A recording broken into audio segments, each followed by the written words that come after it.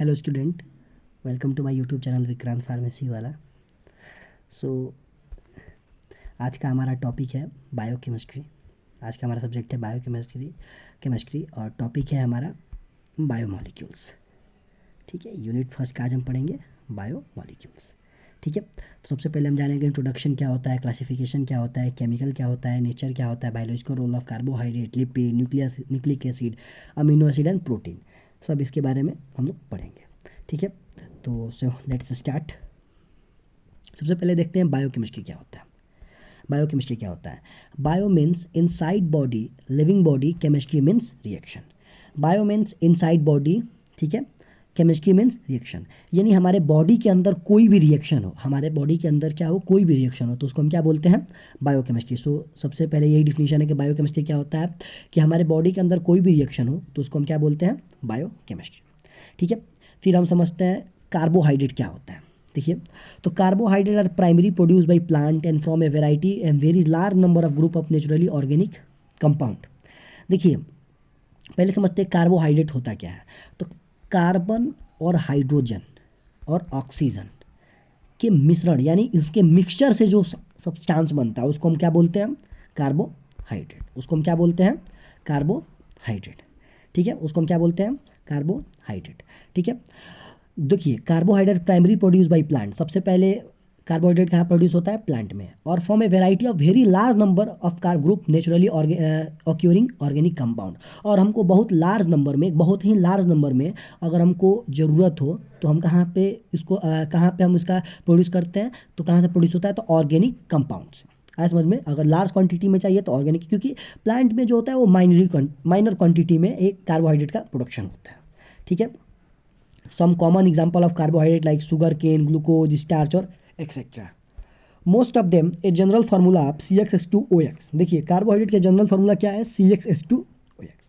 Carbohydrate का general formula क्या है? CXH2OX and consider as a hydrate of carbon from the name was a derived. ठीक है, तो ये इसका क्या है? कार्बोहाइड्रेट का जनरल फार्मूला है। उसके बाद से all the compound which fit into this formula may not be classified as a carbohydrate. देखिए देखिए क्या होता है, कुछ कंपाउंड जो होते हैं वो कार्बोहाइड्रेट के, यानी इस फार्मूले पे CXH2 और OX, CXH2OX, इस फार्मूला पे तो कुछ कंपाउंड होते हैं जो इस पे पुटअप हो जाते हैं। ठीक है, कुछ ऐसे कंपाउंड होते हैं जो इस पे पुटअप नहीं हो पाते हैं। ठीक है, फिर भी उनको हम कार्बोहाइड्रेट बोलते हैं। ठीक है, जैसे क्या है हमारा? Acetic acid. Into this general formula CSH2O2 that is not be A carbohydrate. ठीक है, ठीक है ना। और क्या बोलते हैं, और कुछ ऐसे भी कंपाउंड होते हैं जो इस पे पुटअप नहीं होते हैं। ठीक है, उस कार्बोहाइड्रेट भी कहलाते हैं। और कुछ ऐसे भी कंपाउंड होते हैं जो इस फार्मूला पे पुटअप होते हैं पर वो कार्बोहाइड्रेट नहीं कहलाते। जैसे हमारा क्या है? Acetic acid. है समझ में? सॉरी, वो थोड़ा सा गलत हो गया था अभी इसका मतलब ये है। ठीक है, तो मतलब क्या होता है कि कुछ ऐसे कंपाउंड होते हैं जो CXH2OX इस फार्मूले पे क्या होते हैं? पुटअप होते हैं। ठीक है, पुटअप तो होते हैं, ठीक है, बट उसको हम कार्बोहाइड्रेट नहीं बोलते हैं। कुछ ऐसे भी होते हैं जो इस पे पुटअप होते हैं तो उनको कार्बोहाइड्रेट बोलते हैं। कुछ ऐसे भी फॉर्म होते हैं जो इस पे पुटअप तो होते हैं पर उनको हम कार्बोहाइड्रेट पूरी तरीके से नहीं बोल पाते हैं। ऐसा समझ, जैसे हमारा क्या है? Acetic acid. सो इतना समझ में आया? ठीक है, उसके बाद से क्या है? Similarly rhamnose 6H12O is a carbohydrate but as does not fit in this definition. ठीक है, जैसे रेमनोज क्या है हमारा? इसका ये फॉर्मूला है 6H12O5। ठीक है, वो इस क्या होते हैं? वो CXH2OX के पे पुटअप तो नहीं हो पाता है। ठीक है, बट इसको हम क्या बोलते हैं? कार्बोहाइड्रेट। आया समझ में? ठीक है, a large number of their reaction have there not there they contain specific functional group. ठीक है, large number of reaction they contain specific functional, ये कुछ स्पेसिफिक फंक्शनल ग्रुप को भी कंटेन किया हुआ रहता है। ठीक है, इसका डिफिनीशन है, देख लीजिएगा। फिर हम समझते हैं क्लासिफिकेशन ऑफ कार्बोहाइड्रेट। ठीक है, देखिए, कार्बोहाइड्रेट में मेनली एक होता है मोनोसेक्राइड। ठीक है, फिर होता है डाइसेक्राइड, फिर होता है अलिगोसेक्राइड और उसके बाद होता है पॉलीसेक्राइड। ऐसा समझ में? तो सबसे पहले हम लोग पढ़ेंगे मोनोसेक्राइड क्या होता है। तो मोनोसेक्राइड वो होता है कि carbohydrate can be hydrolysis to give a simple unit of polyhydride a ketone is called a monosaccharide. देखिए, पहले समझते हैं हाइड्रोलाइसिस क्या होता है। ठीक है, हाइड्रोलाइसिस क्या होता है? हाइड्रोलाइसिस समझते हैं। हाइड्रोलाइसिस वो प्रोसेस है जिसमें हम वाटर का प्रयोग करके किसी भी मॉलिक्यूल्स को ब्रेक डाउन कर दें। वाटर का प्रयोग करके किसी भी मॉलिक्यूल्स का क्या कर दें? ब्रेक डाउन कर दें। ठीक है, उसको हम क्या बोलते हैं, हाइड्रोलाइसिस। क्लियर, वो समझते हैं मोनोसैकेराइड क्या होता है।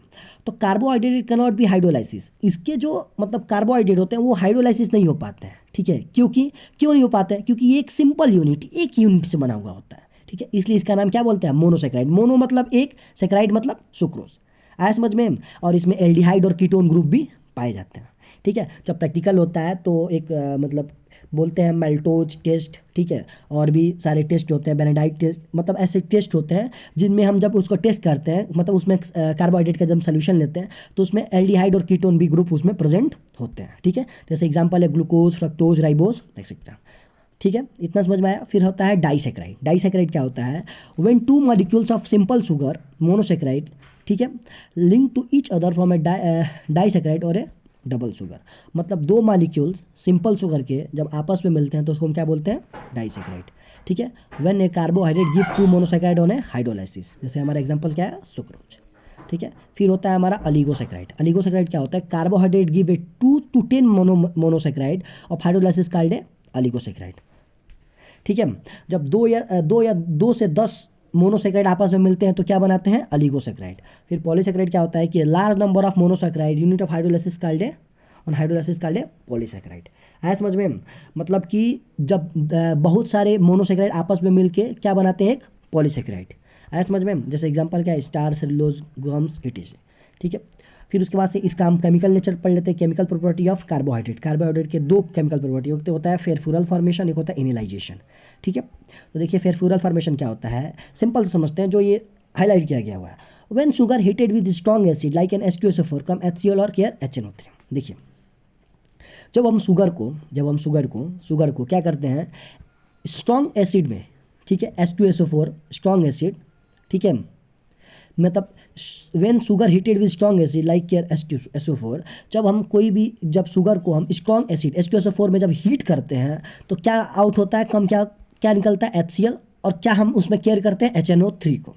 ऐसा समझ में, जैसे एग्जांपल हमारा है जाइलोज। ऐसा समझ में।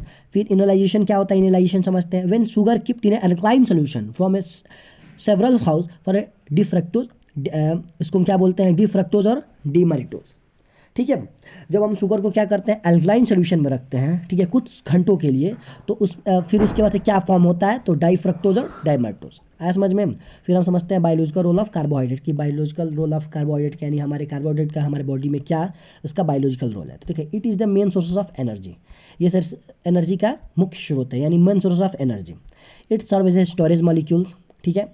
Energy supply from particularly from the brain is the form of glucose. देखिए ग्लूकोज के फॉर्म में होकर, ग्लूकोज के फॉर्म में होकर ये हमारे ब्रेन को क्या करता है, एनर्जी सप्लाई करता है। ऐसा समझ में। तो कार्बोहाइड्रेट आपको समझ में आया अच्छे से, ठीक है। अब हम पढ़ते हैं प्रोटीन के बारे में, ठीक है।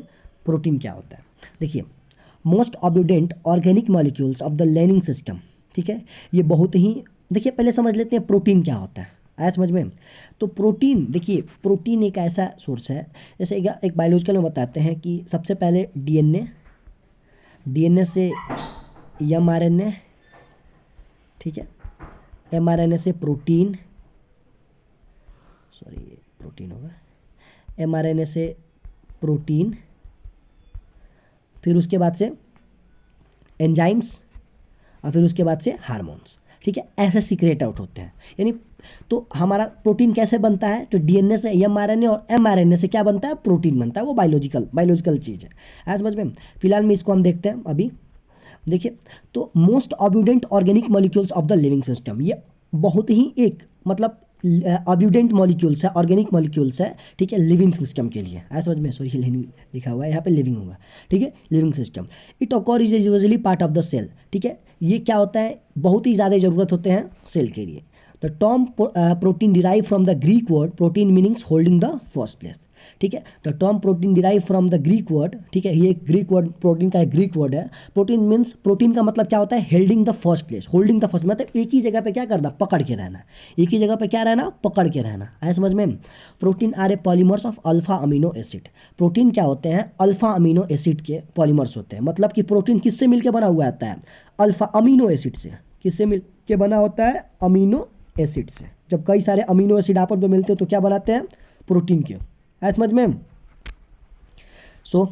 उसके बाद से देखते हैं हम the structure of protein is a compare can be derive into a linear organization are.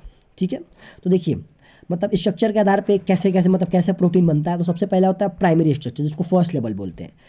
Unit sequence of the amino acid forming the backbone of the protein यानी पॉलीपेप्टाइड। सबसे पहले प्रोटीन क्या बनता है, अमीनो एसिड क्या मिलाता है, protein या सॉरी अमीनो एसिड क्या बनाता है, पॉलीपेप्टाइड।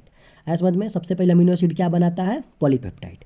ठीक है, फिर सेकेंड लेवल में क्या होता है, फिर हमारे सेकेंड लेवल में क्या होता है, सेकेंड लेवल में हमारा ये होता है कि ये इसको हम क्या बोलते हैं, सेकेंडरी स्ट्रक्चर। ठीक है, special rearrangement of protein by chemistry of the polypeptide chain. जब क्या होते हैं ये पॉलीपेप्टाइड जो बनाया, पॉलीपेप्टाइड आपस में एक लिंक यानी इस तरह एक लिंक की तरह जुड़ने लगते हैं तो पॉलीपेप्टाइड चैन बनाने लगते हैं। ऐसा समझ में, क्या बनाने लगते हैं, पॉलीपेप्टाइड चैन बनाने लगते हैं। ऐसा समझ में, क्या बनाने लगते हैं, पॉलीपेप्टाइड चैन बनाने लगते हैं। ठीक है, पॉलीपेप्टाइड चैन बनाने लगते हैं, इतना समझ में आया। और उसके बाद से हमारा क्या है, टाइटेनरी स्ट्रक्चर। जब प्रोटीन की 3D स्ट्रक्चर बनती है तो उसको हम क्या बोलते हैं, टाइटेनरी स्ट्रक्चर। फिर होता है क्वाटरनरी स्ट्रक्चर। आइसोम of the protein are compare by time or more polypeptide chain refer to as a sub unit. जब कई सारे पॉलीपेप्टाइड चेन, जैसे मान लीजिए ये पॉलीपेप्टाइड चेन है ए, ठीक है, ये पॉलीपेप्टाइड चेन है बी, ठीक है, ऐसे कई पॉलीपेप्टाइड चेन सी डी जब एक पूरे लगते हैं आपस में जुड़ने लगते हैं तो क्या बनने लगता है, प्रोटीन बनने लगता है। आया समझ में, क्या बनने लगता है, प्रोटीन बनने लगता है। ठीक है, फिर उसके बाद से हम समझते हैं chemical nature of protein. Protein का केमिकल नेचर क्या होता है, hydrolysis by a variety of hydrolysis agent. ठीक है, प्रोटीन देखिए एक सुने होंगे आप, एक कहावत होता है कि जहर को क्या कहता है, जहर काटता है। आया समझ में, तो यानी hydrolysis by a variety of hydrolysis agent, यानी प्रोटीन को कौन हाइड्रोलाइसिस करता है, तो वो हाइड्रोलाइसिस एजेंट द्वारा ही होता है। और हाइड्रोलाइसिस एजेंट क्या, बाय एसिडिक एजेंट, एसिड से ही हो सकता है जैसे पेशेंट और HCl। आया समझ में, फिर उसके बाद से बाई एल्कलाइन एजेंट और एल्कलाइन फॉर्म साल्ट। ठीक है, इसका अगर एल्किल फॉर्म में अगर प्रेजेंट है तो इसका कैसे होगा, अल्कलिन यानी एल्काइल एजेंट से ही हम इसका हाइड्रोलिसिस होगा। ठीक है, और फिर क्या बनाएगा, साल्ट बनाएगा। ठीक है, protein are on reaction with mineral acid like HCl give a acid salt. है समझ में। फिर उसके बाद से होता है protein when react with a phenyl cigarette from a acid. ठीक है, protein when react with a phenyl cigaretted for hydrolysis acid, मतलब हाइड्रोक्लोरिक एसिड। है समझ में। उसके बाद से देखते हैं हम क्लासिफिकेशन ऑफ प्रोटीन। प्रोटीन का क्लासिफिकेशन क्या है, ठीक है, it can B classification the basis of solubility and composition function shape और साइज। देखिए प्रोटीन का क्लासिफिकेशन हम सॉल्युबिलिटी के आधार पे, ठीक है, कंपोजिशन फंक्शन के आधार पे, शेप के आधार पे और साइज के आधार पे हम इसको सबसे पहले करते हैं। सबसे पहले हम किसके आधार पे इसको, किसके बेसिस पे हम इसको क्लासिफिकेशन करेंगे, तो सॉल्युबिलिटी के आधार पे। ठीक है, सॉल्युबिलिटी की यहाँ पे मान लीजिए हमारा क्या है, प्रोटीन। ठीक है, ये हमारा क्या है, प्रोटीन। क्या है, प्रोटीन। ठीक है, तो प्रोटीन सबसे पहले कितने भाग में डिवीजन होता है, पहले होता है सिंपल प्रोटीन, कॉन्जुगेट प्रोटीन और डिराइव प्रोटीन। सिंपल प्रोटीन क्या होता है, बेस्ड ऑन सॉल्युबिलिटी। ठीक है, ये based on solubility. Derive protein, conjugate protein क्या होता है, डिराइव फ्रॉम एटम। और डिराइव प्रोटीन क्या होता है, ये दो भाग में होता है, प्राइमरी और सेकेंडरी डिराइव प्रोटीन। ठीक है, तो देख लेते हैं सिंपल प्रोटीन में इसके एग्जाम्पल कौन कौन से होते हैं, एल्बुमिन, ग्लोबिन, हिस्टोन और प्रोटोमिन। और कॉन्जुगेट प्रोटीन में क्या होता है, न्यूक्लियर प्रोटीन, मेटाल प्रोटीन और फॉस्फोप्रोटीन। ऐसा समझ में। फिर on the basis of function, function के आधार पे प्रोटीन का डिवीजन क्लासिफिकेशन है। तो सबसे होता है कैटेलाइट प्रोटीन, जो एंजाइम्स, ठीक है, जैसे एंजाइम्स, रेगुलेशन प्रोटीन जैसे हार्मोन्स, और प्रोटेक्टिव प्रोटीन जैसे एंटीबॉडीज। ये सब क्या है, प्रोटीन है। एंटीबॉडीज भी क्या है, एक प्रकार का प्रोटीन ही है। ऐसा समझ में। फिर होता है storage protein, transport. Storage protein मतलब स्टोर करना, ट्रांसपोर्ट प्रोटीन मतलब ट्रांसपोर्ट का करना, टॉक्सिक प्रोटीन मतलब हमारे बॉडी, मतलब कोई भी टॉक्सिक मतलब कंपाउंड है उसको क्या करना, किल करना। Structural protein, contractile protein, secretary protein और एक्सोइन प्रोटीन। है समझ में। फिर उसके बाद शेप और साइज के आधार पर प्रोटीन क्या क्या है, सबसे पहले होता है ग्लोबुलर प्रोटीन और होता है फिब्रस प्रोटीन। ठीक है, ग्लोबुलर प्रोटीन और क्या होता है, फिब्रस प्रोटीन। ग्लोबुलर प्रोटीन क्या होता है कि it is a soluble and fragile in nature, मतलब सॉरी यहाँ पे इनसॉल्युबल होगा। ठीक है, it is a insoluble and fragile of nature, जैसे एंजाइम्स एंड हार्मोन्स। ठीक है, और उसके बाद से ये फिब्रस प्रोटीन का होता है it is A target and water insoluble. ठीक है, यहाँ ये सॉल्युबल होता है। ऐसा समझ में, ये क्या होता है, सॉल्युबल होता है। ठीक है, ऐसा समझ में। तो ये हमारा क्या है, इसके एग्जांपल है एंजाइम्स, हार्मोन। ठीक है, उसके बाद हमारा क्या है, biological role of protein. Protein का बायोलॉजिकल रोल क्या है, it provide structure, support from cell, it help repair and acid build body tissue. ठीक है, मतलब बायोलॉजिकल रोल ऑफ प्रोटीन क्या है, मतलब हमारे प्रोटीन का हमारे बॉडी में क्या रोल है। It provide structure support for sale, ठीक है। ये क्या करता है, क्योंकि ये सेल को एक स्ट्रक्चर प्रोवाइड कराता है। जैसे मान लीजिए हमारा सेल है, ठीक है, ये एक प्लांट सेल है, ठीक है, ये प्लांट सेल है। तो इसके बाहर जो भी लिपिड या प्रोटीन जो भी ये बना होगा मेम्ब्रेन, वो किससे मिलकर बना होगा, प्रोटीन से बना होगा। आया समझ में। तो ये क्या कर रहा है, एक सेल को स्ट्रक्चर प्रोवाइड करा रहा है ना, प्रोवाइड स्ट्रक्चर तो करा ही रहा है ना एक सेल को, ठीक है। उसके बाद होता है it help in repair and build body tissue. ये मतलब क्या करता है, it help in repair and build body tissue, tissue को बिल्ड भी करता है और क्या करता है, रिपेयर करने का भी काम करता है। मेन सोर्स ऑफ एनर्जी भी है। It help in transport and storage of molecule, ये ट्रांसपोर्ट का भी काम करता है और स्टोरेज ऑफ मॉलिक्यूल्स को भी स्टोरेज करने का काम करता है। It also maintain propose pH and fluid tolerance, ठीक है। फिर अमीनो एसिड समझते हैं, अमीनो एसिड क्या होता है। आया समझ में, इतना क्लियर हुआ ना, ठीक है। अब देखते हैं अमीनो एसिड के बारे में, ठीक है। हम जानते हैं अमीनो एसिड और अमीनो एसिड जब मिलता है तो क्या बनता है, जब अमीनो एसिड और अमीनो एसिड मिलता है तो क्या बनता है, प्रोटीन बनता है। आया समझ में, अमीनो एसिड और अमीनो एसिड मिलता है तो क्या बनता है, प्रोटीन बनता है, ठीक है। It is A group of organic compound containing two functional group. ये क्या करते हैं, ये दो फंक्शनल ग्रुप को कंटेन किया होता है। एक होता है अमीनो ग्रुप, ठीक है, एक होता है कार्बोक्सिलिक ग्रुप। देखो amino group basic in nature है, यानी ये नेचर बेसिक, इसके बेसिक यानी ये क्षार होता है, मतलब एक बेसिक नेचर होता है, बेसिक नेचर होता है। और कार्बोक्सिलिक ग्रुप क्या होता है, एसिडिक इन नेचर, यानी ये एसिड नेचर का होता है। आया समझ में, ठीक है। तो सबसे पहले समझते हैं अमीनो एसिड का केमिकल नेचर क्या होता है। तो react of amino acid are due to the present of two functional group, ठीक है। जब react of amino acid are due to the present of two functional group, reaction due to the carboxylic group. As समझ में, हम इसको मतलब amino acid का दो फंक्शनल ग्रुप के भी प्रेजेंट में हम रिएक्शन करा सकते हैं। एज समझ में, reaction due to the carboxylic group, ठीक है, ठीक है। ये कार्बोक्सिलिक ग्रुप यानी ये कार्बोक्सिलिक ग्रुप के मतलब कार्बोक्सिलिक ग्रुप के कारण भी रिएक्शन इसका हो सकता है। आया समझ में। फिर उसके बाद होता है decarboxylic reaction. Decarboxylic reaction क्या होता है, amino acid undergo decarboxylic reaction to produce ammonia. जब अमीनो एसिड क्या करता है, डी कार्बोक्सिलिक रिएक्शन होता है, अमीनो एसिड का डी कार्बोक्सिलिक रिएक्शन होता है तो क्या प्रेजेंट करता है, अल्फा अमीनिया, अमाइन, मतलब क्या प्रेजेंट करता है, अमाइन, ठीक है। अमीन जिसको मिलता है अमाइन, अमाइन बोलते हैं उसको। ऐसा समझ में। तो जब अमीनो एसिड का डी कार्बोक्सिलिक रिएक्शन होता है तो क्या प्रेजेंट करता है, अमाइन, ठीक है। रिएक्शन विथ अमोनिया, ठीक है। जब इसका अमोनिया के साथ रिएक्शन होता है तो carboxylic group decarboxylic amino acid react with nitric acid to form amide, ठीक है। जब कार्बोक्सिलिक ग्रुप यानी डी कार्बोक्सिलिक अमीनो एसिड का नाइट्रिक एसिड के साथ रिएक्ट होता है तो क्या बनाता है, अमाइड बनाता है। आया समझ में, किसके साथ रिएक्ट होता है, जब नाइट्रिक एसिड का रिएक्ट होता है तो क्या बनाता है, अमाइड बनाता है। आया समझ में। फिर उसके बाद से reaction due to the amine group, amino group, ठीक है। जब अमीनो ग्रुप के साथ रिएक्ट होता है इसका तो क्या बनाता है, साल्ट का बनाता है। देखो वैसे तो अमीनो जो है बिहेव करता है किसके तरह, बेसिक के तरह, यानी अमीनो भी बेसिक नेचर का होता है, ठीक है, with the acid from salt, ठीक है। जब भी ये amine behave as a basic combine with acid from a salt, ठीक है। जब भी मतलब ये क्या बोलते हैं अमीनो एसिड या कोई भी अगर अमीन जो है हमारा अमीन है वो बेसिक नेचर का होता है। ऐसा समझ में, बिहेव करता है बेसिक की तरह। जब वो एसिड के साथ रिएक्ट करता है तो क्या प्रोड्यूस करता है, साल्ट प्रोड्यूस करता है। ऐसा समझ में। फिर रिएक्शन विथ नीन हाइड्रेशन, ठीक है। अब देखिए नीन हाइड्रेशन क्या होता है समझते हैं, ठीक है। Alpha amino acid when react with ninhydrin solution to from purple, blue और पिंक कलर कॉम्प्लेक्स। जब alpha amino acid ninhydrin solution के साथ रिएक्ट करता है तो कौन सा कलर देता है, पर्पल, ब्लू और पिंक कलर का कॉम्प्लेक्स देता है, ठीक है। अब क्लासिफिकेशन ऑफ अमीनो एसिड समझते हैं कि अमीनो एसिड कितने, अमीनो एसिड का क्लासिफिकेशन क्या है। It can be classified as a basis of, देखिए ये चार तरह से क्लासीफाई होते हैं, स्ट्रक्चर एंड केमिकल नेचर के, पोलैरिटी पे, न्यूट्रिशनल पे और मेटाबॉलिक फैट पे, ठीक है। सबसे पहले समझते हैं amino acid based on the structure and chemical nature. Chemical nature पे पहले समझते हैं क्या होता है। Amino acid with aliphatic side chain, ठीक है। एलिफेटिक साइड, अमीनो एसिड क्या होता है, amino with aliphatic side chain. Amino acid सबसे पहले एलिफेटिक साइड चेन की तरह होता है। एलिफेटिक, अब हम समझते हैं एलिफेटिक चेन क्या होता है। वो चेन जो ओपन चेन, ये एलिफेटिक चेन को हम ओपन चेन या ब्रांच चेन भी बोलते हैं। जैसे कि ये ओपन चेन है हमारा, ठीक है, ये हमारा क्या ओपन चेन है समझ में। अगर इसी में हम कुछ और ऐड कर दें तो ये ब्रांच चेन हो जाएगा, है समझ में। तो अमीनो एसिड क्या होता है, एलिफेटिक चेन भी होता है, जैसे इसका पर ग्लाइसिन और एलानिन, ठीक है। अमीनो एसिड कंटेन हाइड्रोलाइड ग्रुप, ठीक है, हाइड्राइड ग्रुप यानी हाइड्रोक्सिल ग्रुप को भी ये कंटेन किया होता है, यानी OH ग्रुप को भी कंटेन किया हुआ होता है, जैसे सीरीन और थेरानाइन। फिर उसके बाद होता है सल्फर कंटेन अमीनो एसिड, ठीक है। सल्फर क्या होता है, अमीनो एसिड के भी कंटेन किया हुआ होता है, जैसे हमारा एग्जांपल है cysteine. Amino acid and their aromatics, ठीक है। बेसिक अमीनो एसिड क्या होता है, लिग्मा। अमीनो एनिमेटिक मतलब एनिमेटिक अमीनो एसिड क्या होता है, टायरोसिन और ट्रिप्टोफैन, ठीक है। और अमीनो एसिड क्या होता है, प्रोलीन।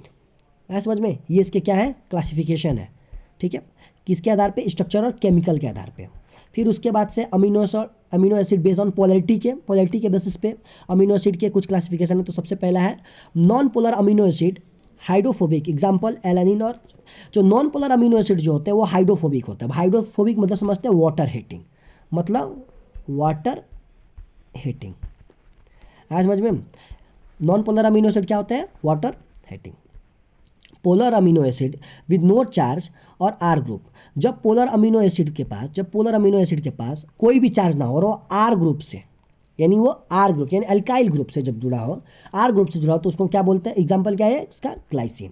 जब पोलर अमीनो एसिड के पास पॉजिटिव चार्ज हो और आर ग्रुप से भी जुड़ा हो तो उसको वो क्या है, हिस्टीन। जब polar amino acid with release R group, ठीक है। जब पोलर अमीनो एसिड क्या करे, आर ग्रुप को रिलीज करे तो वो कौन सा है, स्पैटिक एसिड।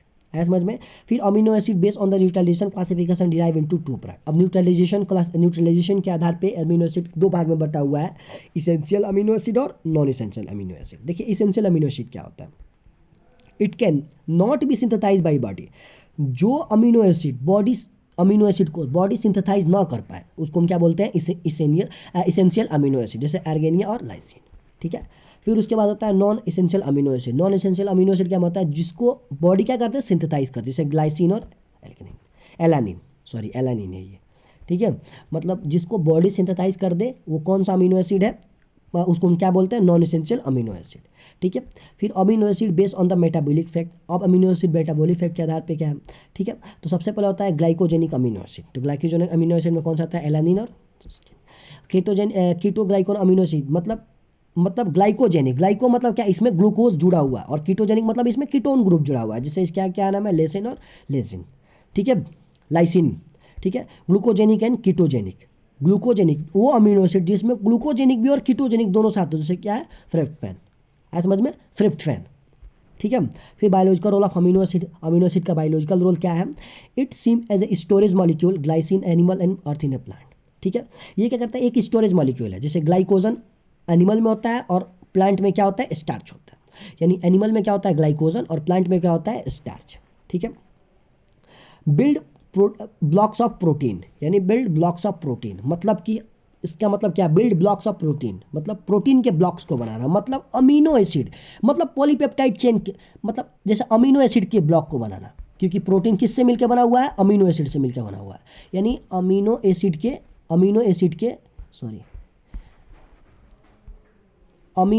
के ब्लॉक को बनाना, अमीनो एसिड के ब्लॉक को बनाना। है समझ में। सब amino acid from glucose by losing amino group, ठीक है। Non polar amino acid are useful compound of antibiotics, ठीक है। Non protein amino acid are useful for a compound of antibiotic के रूप में भी इसका यूज कर सकते हैं।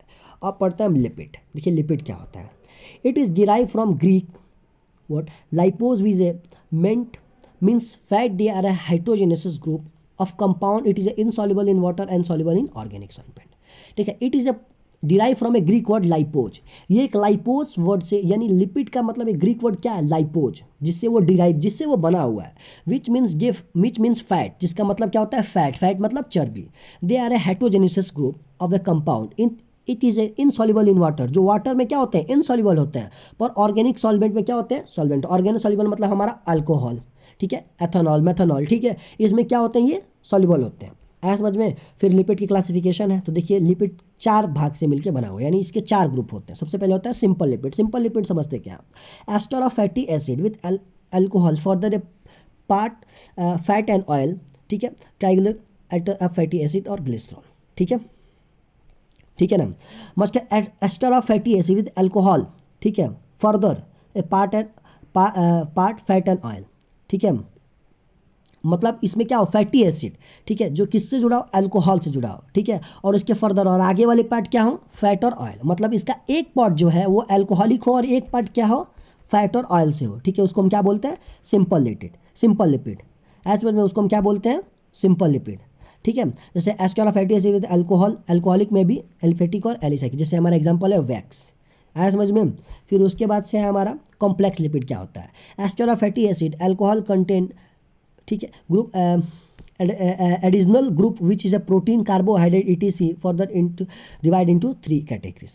ठीक है, मतलब कि ये इसमें फैक्टर ऑफ एसिड जिसमें अल्कोहल भी हो, ठीक है, और उसके बाद उसके आगे वाले पार्ट में कोई और एडिशनल ग्रुप जुड़ा हुआ हो, ठीक है, कोई और, जैसे यानी इसके एक पार्ट में क्या हो, अल्कोहल हो, और इसके आगे वाले पार्ट में यानी इसके आगे वाले पार्ट में कोई भी ग्रुप जुड़ा हुआ हो, ठीक है, उसको हम क्या बोलते हैं, कॉम्प्लेक्स लिपिड। जैसे हमारा फॉस्फोलिपिड, इसमें आगे क्या जुड़ा हुआ है, फास्फोरस जुड़ा हुआ है। ग्लाइकोलिपिड, इसके आगे ग्लूकोज जुड़ा हुआ है, ग्लाइकोलिपिड, ठीक है, फॉस्फोलिपिड और ग्लाइकोलिपिड, ठीक है, इसको पढ़ लीजिएगा आप लोग। फिर उसके बाद होता है लाइकोप्रोटीन, ठीक है, देखिए, ठीक है ना। लाइकोप्रोटीन का मतलब क्या होता है, macromolecules complex of lipid with protein. जब कई सारे मैक्रोमोलिक्यूल्स कॉम्प्लेक्स बना लेते हैं, ठीक है, लिपिड का, ठीक है, तो क्या बनता है, विथ प्रोटीन के साथ, ठीक है। जब कई सारे मैक्रोमोलिक्यूल्स कॉम्प्लेक्स बना लेते हैं लिपिड का, ठीक है, किसके साथ, प्रोटीन के साथ, ऐसे में तो उसको हम क्या बोलते हैं, लाइकोप्रोटीन। ऐसे समझ में। फिर डिराइव लिपिड क्या होता है समझ लेते हैं। डिराइव लिपिड को, it is a derive obtain hydrolysis of group R group 2, ठीक है। It is a derived obtain on the hydrolysis of group 1 and group 2, ठीक है। ये डिराइव कहते हैं हाइड्रोलिसिस ऑफ ग्रुप, यानी एक ग्रुप और दो ग्रुप, यानी ए ग्रुप और बी ग्रुप, समझ रहे हैं ना, ए ग्रुप और बी ग्रुप में क्या होते हैं, डिराइव होते हैं, ठीक है, हाइड्रोलिसिस के लिए। जैसे हमारा क्या है, सिंपल लिपिड और complex lipid. Simple lipid group 1 है, कॉम्प्लेक्स लिपिड क्या है, ग्रुप 2 है। It basis the character of lipid, ठीक है, अब character, it basis the character of lipid, ठीक है। ये कैरेक्टरिस्टिक भी क्या करता है, इस पर डिपेंड करता है, किसमें, डिराइव लिपिड में, ऐसा समझ में। फिर होता है मिसलिनियस लिपिड, क्या होता है, include A large number of compound processing the characteristic of lipid. जब कई सारे कोई भी लार्ज नंबर ऑफ कंपाउंड, एक बहुत ही बड़े मात्रा में कोई भी कंपाउंड आपस में मिल जाए, ठीक है, और क्या बनाने लगे, लिपिड बनाने लगे, तो उसको हम क्या बोलते हैं, मिसलिनियस लिपिड। ऐसा समझ में। जैसे क्या है, कनेक्टाइल आयल, कनेक्टाइल आयल, ऐसा समझ में। फिर उसके बाद से केमिकल नेचर ऑफ लिपिड के केमिकल नेचर क्या होता है, सबसे पहले होता है हाइड्रोलिसिस तो बता दिए क्या होता है। फिर saponification of reaction, saponification reaction क्या होता है, ठीक है, फिर उसको देख लीजिएगा। फिर होता है रेनिसिडिटी क्या होता है, ठीक है। फिर उसका से lipid oxidation in vivo reaction, ये भी देख लीजिएगा, ऐसा समझ में।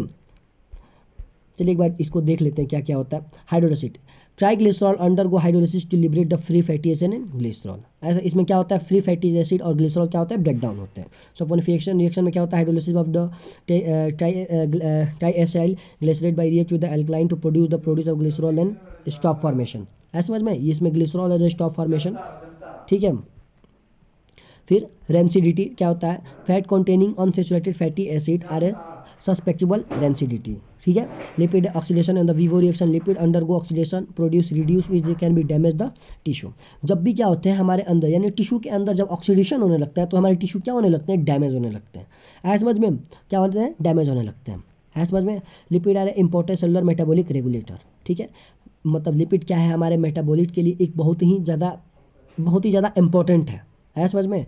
लिपिड प्रोटेक्ट इंटरनल ऑर्गन्स और गिव ए शेप, ठीक है। लिपिड क्या करते हैं, हमारे इंटरनल ऑर्गन को क्या बनते हैं, एक सेफ्टी भी प्रोवाइड करते हैं, यानी प्रोटेक्ट भी करते हैं और एक सेफ भी प्रोवाइड कराते हैं। It's serves sources of fat soluble vitamin A D E and K, ये फैट के बहुत बड़े मतलब सोर्सेस हैं, ठीक है, और ये विटामिन को कैरी किए होते हैं, जैसे विटामिन ए डी ई और K. Lipid are a constituent of a membrane structure are regulate the membrane of permeability phospholipid and cholesterol. ऐसा समझ में। Lipid are constitute of membrane structure are regulate the membrane permeability phospholipid and cholesterol. ऐसा समझ में। फिर उसके बाद से हमारा टॉपिक है न्यूक्लिक एसिड। ऐसा समझ में। न्यूक्लिक एसिड हमारा लास्ट टॉपिक है, देखते हैं क्या होता है न्यूक्लिक एसिड। ऐसा समझ में। Nucleic acid are the polymers of nucleotide held by the 3R5 phosphate bridge, ठीक है। मतलब न्यूक्लिक एसिड क्या होता है, ये पॉलीमर है न्यूक्लियोटाइड का, ठीक है, जो 3 और 5 फॉस्फेट ब्रिज से मिलकर बना हुआ होता है, ठीक है। न्यूक्लिक एसिड क्या होता है, हम जानते हैं कि न्यूक्लिक एसिड क्या कौन से होते हैं, डीएनए होता है, आरएनए होता है, ठीक है, जो क्या कैरी किए होते हैं, जेनेटिक मटेरियल को किए होते हैं, जेनेटिक मटेरियल को कैरी किए हुए होते हैं, ठीक है। जेनेटिक मटेरियल को क्या किए होते हैं, कैरी किए हुए होते हैं। ऐसा समझ में। जो जेनेटिक मटेरियल को क्या किए होते हैं, कैरी किए हुए होते हैं। ऐसा समझ में, ठीक है। फिर उसके बाद से हम लोग देख लेते हैं। They are compose by a nitrogenous base pentose sugar and phosphate, ठीक है। ये किससे कंपोज होते हैं, नाइट्रोजेनियस बेस से। Nitrogenous base in nucleic acid are the adenine, guanine, thymine and uracil. इसमें नाइट्रोजेनियस बेस कौन कौन से होते हैं, एडेनिन, ग्वानिन, थाइमिन और यूरेसिल। आया समझ में। फिर उसके बाद से D ribose and deoxyribose are sugar of nucleic acid, ठीक है। राइबोज यानी इसमें राइबोज यानी एल्डोज ग्रुप भी इसमें मतलब ऐड होता है, जैसे कि हमारा न्यूक्लिक एसिड कौन सा डाईऑक्सराइबो न्यूक्लिक एसिड, ठीक है, और राइबो न्यूक्लिक एसिड। आया समझ में, यानी डीऑक्सराइबो न्यूक्लिक एसिड और ribo nucleic acid. Deoxyribo nucleic acid क्या होता है, it is a polymer of deoxyribo nucleotide. पहले अब देखिए डीऑक्सराइबो न्यूक्लिक एसिड का मतलब डीएनए, ठीक है, और डीएनए और राइबो न्यूक्लिक एसिड का मतलब होता है आरएनए। आया समझ में, डीएनए और मतलब डीएनए और आरएनए। आया समझ में, ठीक है। अब समझते हैं, सबसे पहले पढ़ते हैं डीएनए के बारे में, यानी डीऑक्सराइबो न्यूक्लिक एसिड के बारे में, ठीक है।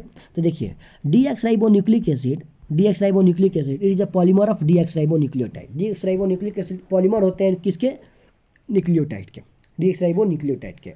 It is a right handed double helix and consist of 2 poly deoxyribo nucleotide chain twisted around an each other common axis, ठीक है। देखिए ये क्या होता है, एक राइट हैंडेड मतलब क्लॉकवाइज, ठीक है, इस साइड, ठीक है। एक right handed double helix structure होते हैं, ठीक है। तो chain strand twisted around and each other common axis, यानी ये डबल हेलिक्स स्ट्रक्चर होते हैं और ट्विस्टेड होते हैं। ट्विस्टेड मतलब एक दूसरे पे घूमे हुए होते हैं। जैसे आपको एक स्ट्रक्चर बना के दिखाते हैं कैसे होता है, वैसे तो बनाए होंगे आप लोग, ठीक है, फिर भी एक बार देख लेते हैं कैसे बनता है। देखिए ये ऐसे एक स्ट्रक्चर बना हुआ होता है, ठीक है, और यहाँ पे क्या होते हैं, इसके नाइट्रोजनियस बेस जुड़े हुए होते हैं, जैसे एडेनिन, गुआनिन, थाइमिन, यूरेसिल, ये सब क्या होते हैं, उस पर जुड़े हुए होते हैं। ऐसा समझ में। तो ये हो गया हमारा डीएनए, ठीक है। डीएनए का उसके बाद से दूसरा पॉइंट क्या है, तो 2 strands are a anti parallel. इसके 2 स्ट्रैंड क्या होते हैं, एंटी पैरेलल होते हैं। 1 strand run in the 5 to 3, जैसे देखिए अब आपको बताते हैं, जैसे ये देखिए, ठीक है, यानी एक इसका 5 से 3 होता है और एक होता है 3 से 5, यानी एंटी पैरेलल होते हैं, एक दूसरे के क्या होते हैं, एंटी पैरेलल होते हैं। एक जाता है 5 से 3 की डायरेक्शन में और एक आता है 3 से 5 की डायरेक्शन में। आ गया समझ में। तो ये हमारा डीएनए का है। फिर उसके बाद से इसका नेक्स्ट पॉइंट देखते हैं हम, the wide of the double helix are 20 centimetre, मतलब कि इन दोनों के बीच इन दोनों के बीच जो गैप होता है कितने कितने का होता है, तो होता है 20 सेंटीमीटर का, यानी इनके बीच की दूरी की गैप कितनी होती है, 20 सेंटीमीटर का। आया समझ में। फिर उसके बाद से हम लोग देखते हैं next point, each strand of DNA has a hydrophilic deoxyribophosphate backbone on the outside of molecules which the hydrolysis bones are a stacked enzyme, ठीक है। उसके बाद से the 2 strand are held together by hydrogen and bond form the complementary base pair, ठीक है, दोनों hydrogen bond से भी बने हुए होते हैं। The genetic information reside one of the 2 strand known as a template of strand, ठीक है, इन पर क्या होता है, जेनेटिक इन्फॉर्मेशन भी कंटेन किए हुए होते हैं। ऐसे में डीएनए क्या होते हैं, जेनेटिक इन्फॉर्मेशन को भी कंटेन किए हुए होते हैं, ठीक है।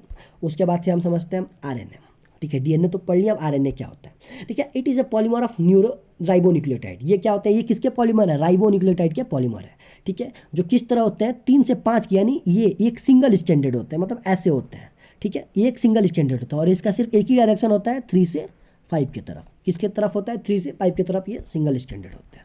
इनका डायरेक्शन कितने किसके तरफ होता है, 3 से 5 की तरफ। पेंटोज शुगर आरएनए इन ए राइबोज, ठीक है, pentose sugar RNA in A is a ribose. Pentose को हम क्या बोलते हैं, sugar in RNA is ribose भी बोलते हैं, ठीक है। RNA contain pyrimidine uracil in place of thymine. RNA को पिरामिडिन और यूरेसिल बेस को कंटेन किया होता है किसके जगह पे, थाइमिन के जगह पे। आगे समझ में। RNA is a single standard polynucleotide but at a contain place hold to give as a double standard structure, ठीक है। आरएनए क्या होता है कि एक सिंगल स्टैंडर्ड, आरएनए क्या होते हैं, आरएनए एक सिंगल स्टैंडर्ड डीएनए आरएनए होते हैं। आरएनए एक सिंगल स्टैंडर्ड पॉलीन्यूक्लियोटाइड होते हैं, बट ये क्या होते हैं कि ऐसे ऐसे ऐसे एक दूसरे पे फोल्ड होते हैं, ठीक है, जिसके कारण ये क्या लगते हैं, डबल स्टैंडर्ड लगने लगते हैं। है समझ में। तो इसको हम क्या बोलते हैं, आरएनए, ठीक है। Are alkyne are a hydrolysis RNA to 2 to 3 recycled ester to the present of the hydroxyl group or second position. Due to the presence of ribose, RNA can be identified by original color reaction. ठीक है। RNA is a 3 type. RNA 3 प्रकार का होता है, mRNA, tRNA और rRNA. mRNA का मतलब होता है मैसेंजर RNA, tRNA का मतलब होता है ट्रांसफर RNA, mRNA का मतलब होता है मैसेंजर RNA, tRNA का मतलब क्या होता है, ट्रांसफर और RNA, और rRNA का मतलब क्या होता है, राइबोसोनल आरएनए, ऐसा समझ में। तो mRNA मतलब क्या, मैसेज लेने का काम करता है, tRNA मतलब ट्रांसपोर्ट करने का काम करता है, और राइबोसोनल आरएनए। ठीक है, फिर इसका से समझ लेते हैं biological role of nucleic acid. Nucleic acid का बायोलॉजिकल रोल क्या है? It is the chemical basis of heredity. ठीक है, इसमें क्या होता है, केमिकल, यानी केमिकल इसमें होते हैं। DNA is the chemical basis of heredity. Reverse bank of the genetic information, ये जेनेटिक इन्फॉर्मेशन को भी कंटेन किए हुए होते हैं। It is responsible the maintaining the identified different species of organism.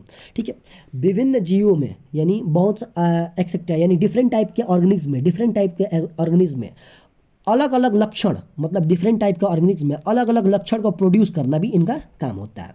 Cellular function is under the control of DNA. सारे cellular function किसके under control होता है? डीएनए के, यानी हेड है ये। ऐसे समझ में, किसके अंडर कंट्रोल होता है? डीएनए के अंदर।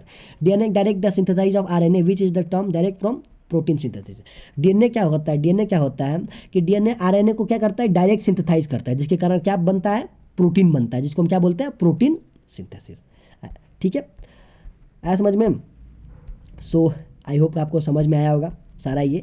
तो ये हमारा बायोकेमिस्ट्री का, अभी बायोमॉलिक्यूल्स यूनिट फर्स्ट का सिर्फ बायोमॉलिक्यूल्स हमारा खत्म हुआ है। ठीक है, उसका नेक्स्ट टॉपिक, आने वाला नेक्स्ट टॉपिक हम लोग पढ़ेंगे। ठीक है, ठीक है ना। तो ये हमारा सब पढ़ लिए हम लोग, carbohydrate, protein, nucleic acid, lipid. ठीक है, डीएनए, आरएनए, इसमें जो भी चीज़ था, अमीनो एसिड। ठीक है, ये सारा चीज़ हम लोग क्या कर लिए, हम लोग पढ़ लिए अभी। आया समझ में। फिर उसके बाद से हम लोग ये सारा चीज़ पढ़ लिए, तो सो आप लोग को समझ में आया होगा ये हमारा क्या है, यूनिट फर्स्ट का। सिर्फ ये यूनिट फर्स्ट का क्या है हमारा, यूनिट फर्स्ट का ये हमारा अभी क्या बोलते हैं, ये बायोमॉलिक्यूल्स है। आया समझ में। ये क्या है, यूनिट फर्स्ट का भी सिर्फ बायोमॉलिक्यूल्स है। ठीक है, और उसके बाद से ये हमारा नेक्स्ट टॉपिक होगा बायोजेनरेटिक। ठीक है, तो ये सिर्फ अभी यूनिट फर्स्ट का बायोमॉलिक्यूल्स है, और नेक्स्ट टॉपिक हमारा क्या है, बायोजेनरेटिक। ठीक है, सो आई होप आपको सब समझ में आया होगा। ठीक है, सो उम्मीद करते हैं आप लोग चैनल को सब्सक्राइब करिए, सब्सक्राइब भी कर दीजिए, लाइक करिए, कमेंट करिए। ठीक है, जो भी क्वेश्चन समझ में नहीं आ रहा है कमेंट करिए। ठीक है, और जो भी चीज़ पूछना होता है, जो भी क्वेश्चन आपका फंस रहा है, कोई भी आपको डाउट भी क्लियर करना है, तो सीधा कमेंट करिए हमारे पास। ठीक है, कमेंट मतलब हम आपका डाउट क्लियर करेंगे नेक्स्ट वीडियो बना के। उस पर एक वीडियो बनाएंगे उस, ठीक है, उससे आपका क्या हो जाएगा, डाउट भी क्लियर हो जाएगा। ठीक है, तो सो आपको समझ में आया होगा। सो हमारे चैनल को लाइक करिए, सब्सक्राइब करिए, कमेंट करिए। थैंक यू, जय हिंद।